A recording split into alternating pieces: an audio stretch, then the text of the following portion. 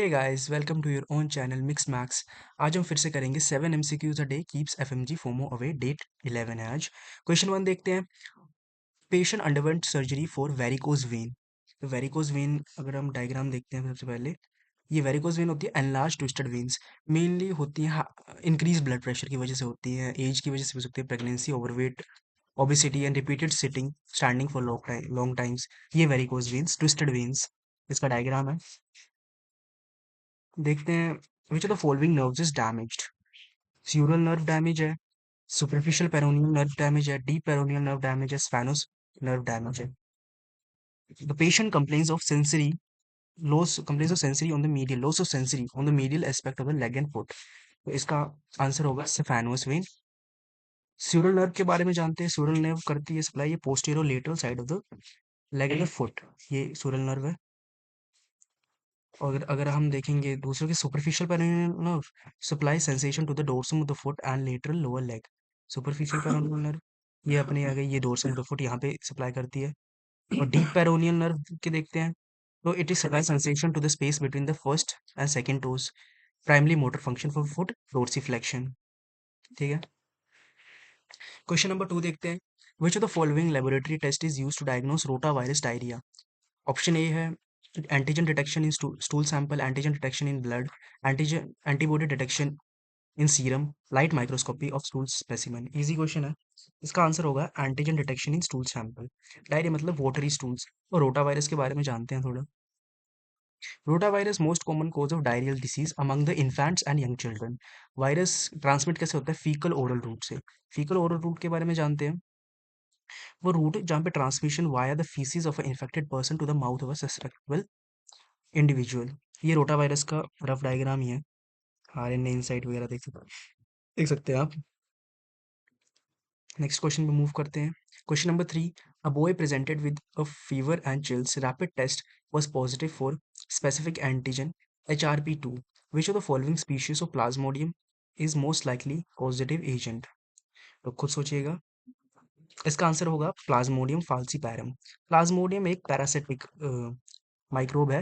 जैसे parasitic unicellular microbes and under the kingdom fungi में आता है ये। मलेरियल पैरासाइट है ये। इसका एक्सप्लेनेशन देखते हैं क्वेश्चन नंबर 3 का। हाँ, HRP2 फुल फॉर्म है histidine rich protein 2, antigen specific marker for plasmodium falciparum infection.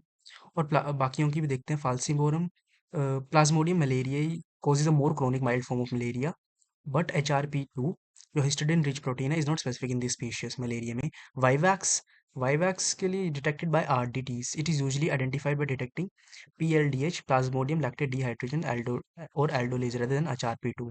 और प्लाज्मोडियम ओवेल के बारे में देखते हैं। ओवेल सिमिलर होता है प्लाज्मोडियम वाइवैक्स पे, but does not typically produce HRP2 as a marker. It is less detected by the specific test. So इसका आंसर होगा plasmodium falciparum. it is rapid test was positive for the specific antigen HRP2 histidine rich protein। ठीक है। Question number 4 देखते हैं। A patient comes with abdominal pain, jaundice and portal hypertension. Anastomosis between which of the following veins is seen? Anastomosis होता है joining, surgical procedure to join muscles. Blockage वगैरह हो गई होती है तो ज्वाइनिंग करते हैं। तो क्वेश्चन ऑप्शन 1 है left colic vein, middle colic veins, oesophageal veins, left gastric veins, superior rectal phrenic veins. Option 4 है सिग्मोइड सुपीरियर रेक्टल वेन्स। इसका आंसर होगा oesophageal veins and left gastric veins. ठीक है।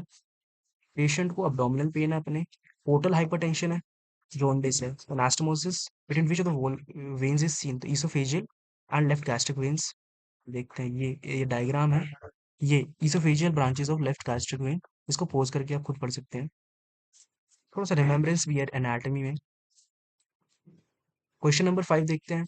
Upward movement of the thyroid gland is prevented due to A. Barry ligament, B. Pretracheal fascia, C. sternothyroid muscle, D. thyrohyoid membrane।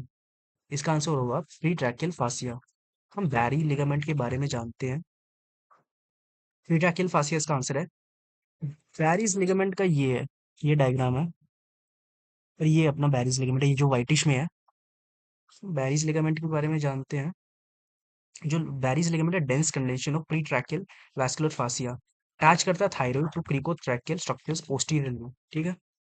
और attach to the जो thyroid gland है और thyroidal swelling move with the swallowing deglutition because of the thyroid is attached to the cartilage of larynx by the thyroid को cartilage of larynx से join करता है अपना specific suspensory ligament of बैरी। फिर से देखेंगे, जो सस्पेंसरी लिगामेंट ऑफ बैरी है वो थायराइड ग्लैंड को अटैच करता है कार्टिलेज ऑफ लैरिंक्स से। Ligament of Berry also prevents the thyroid gland from sinking into the mediastinum. ठीक है। प्रीट्रैकियल फासिया जो अपना आंसर है, ये अपना प्रीट्रैकियल फासिया, ये जो ट्रांसल्यूसेंट सा है ना, ये प्रीट्रैकियल फासिया है।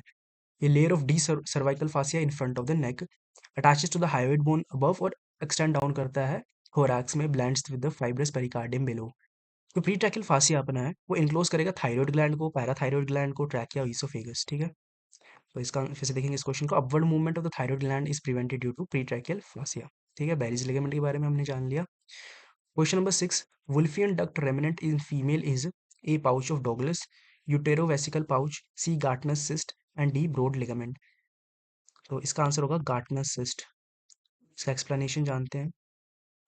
ये अपना गार्टनस सिस्ट है, एक सेकेंड रुकिएगा।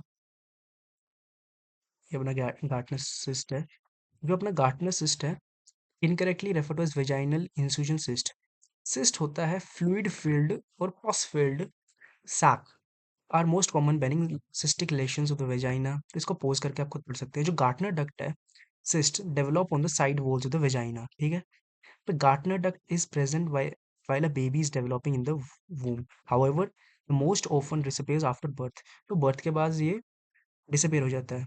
अगर डक्ट के पार्ट रिमेन करते हैं तो सिस्ट बन सकता है। They may collect fluid and developed intervaginal wall cyst later in the life.